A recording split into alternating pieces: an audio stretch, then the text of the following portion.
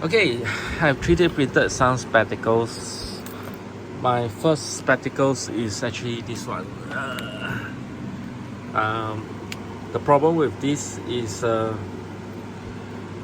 hinges are 3D printed and it breaks off very easily. Every once in a blue moon, you just break off and have to 3D print the spare hinge again. So I go online and search for hinges. These are spectacle hinges from AliExpress.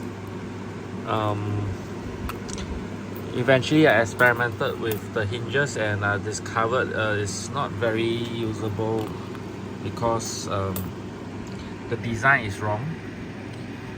Try to close it down, it just does not close. Then I check on other spectacles. The little peg for the 2 dot is actually very hard to press in, actually breaks the 3D printed parts. Then eventually I experimented with different design with a little protruding and the hinge at the side with a slight thickness. It's not very usable. Eventually I came out with an idea, which is this one. Is as well as protruding, but the hinges is instead of using the dual peg, I slot it into the 3D printed part inside and super glue inside before I put it in.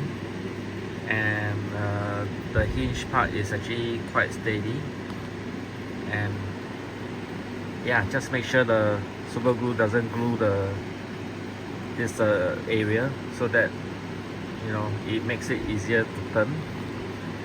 I also bought the nose pads on AliExpress or Lazada. You can buy it. This is a steel wire with a heat string with a 3D printed parts over here.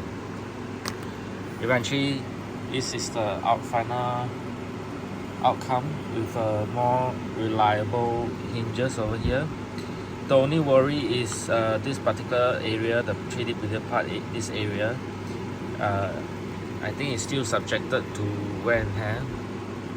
So hopefully next design will be reinforcement of this area so that it will not break apart that easily.